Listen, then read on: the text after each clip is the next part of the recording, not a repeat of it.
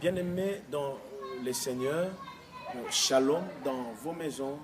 Je suis venu encourager les saints partout où ils se trouvent pendant cette période de tristesse. Il y a même des gens qui ont dit, mais nous sommes, plutôt l'Église nous manque, et nos cultes nous manquent, comme on les faisait en groupe, comme on les faisait des centaines, de milliers de personnes, avec cette flamme qu'avait le culte. Je suis venu t'encourager, je suis venu encourager les chrétiens de ne pas perdre espoir, de tenir bon. Ce qui nous rend très sûrs, c'est que l'époux ne peut pas laisser son épouse. Jésus ne peut pas t'abandonner. Jésus ne peut pas te délaisser. Pendant cette période de lamentation, à gauche, à droite, des problèmes où les gens sont en train de se demander qu'est-ce qui arrivera demain, qu'est-ce qui arrivera après-demain. Je t'annonce une bonne nouvelle. Jésus ne peut pas te laisser. Tu es fille du Seigneur, tu es épouse de Christ. Il n'abandonne pas son épouse. Jamais un mari ne peut accepter que son épouse souffre avec de longues durées.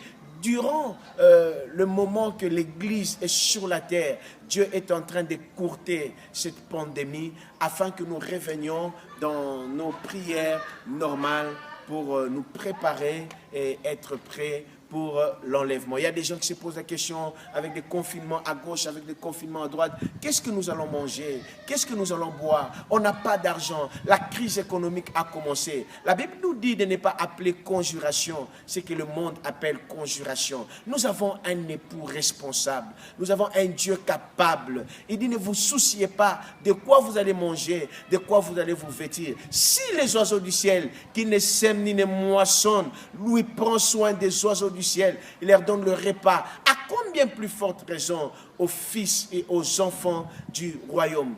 Tenons bon, prenons courage, soyons fermes dans la foi. Il y a des gens qui se disent, mais on ne prie plus comme on priait avant. Même si on ne prie plus comme on priait avant, mais tu pries dans ta chambre, tu fais les cultes en famille, vous êtes ensemble. C'est ça même l'importance d'une église. On peut savoir et jauger la capacité d'une église à former pas les disciples de pasteurs, mais les disciples de Christ. Même quand on est loin, on sait prier. Même quand on est loin, on sait partager la parole de Dieu. Je demande aux enfants de Dieu de ruminer ce que nous avons appris. Tu as appris des choses pendant 5 ans de ta vie chrétienne, 10 ans de ta vie chrétienne. Tu étais aux enseignements, tu étais aux affermissements, tu étais à l'école des dimanches. Tu as grandi dans les choses de Dieu. Comment? C'est le moment de commencer à ruminer cela. Tu es dans ta chambre, tu rumines ce que tu avais appris. Tu lis la parole, tu entres dans la prière, tu pries. Ce n'est pas le moment de prier pour toi-même. Tu pries pour toi, tu pries aussi pour les saints qui sont au Canada, les saints qui sont aux États-Unis, les saints qui sont dans nos villages,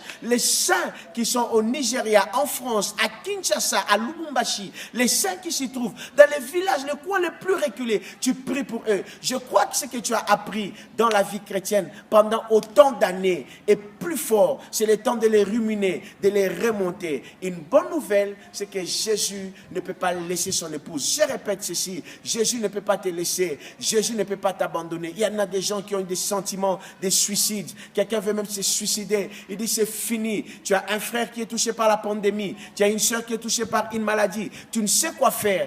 Tourne ton regard vers Jésus, car si tu tournes ton regard vers Jésus, tu rentreras ton visage rayonnant de gloire et de joie. Que Dieu te bénisse. Reçois cette parole de consolation, cette parole d'encouragement avec force. Lève-toi là où tu es, toi qui m'as écouté avant d'écouter la parole de Dieu qui vient d'ici quelques minutes sur ta page. Lève-toi, commence à prier. Dis Dieu, affermis ma foi, que je ne perde pas courage, que je ne perde pas ma foi. Tu as passé autant d'années dans la foi chrétienne. Il y a des paroles qu'on t'a donné, l'enseignement que tu as reçu. Le moment de les ruminer. Lève-toi, prie pour les saints, prie pour ta famille, prie pour la nation, prie pour les nations. L'épouse est encore sur cette terre. Il y a des choses qui ne peuvent pas arriver. Que Dieu te bénisse. Prends soin de toi dans ta maison. Merci beaucoup.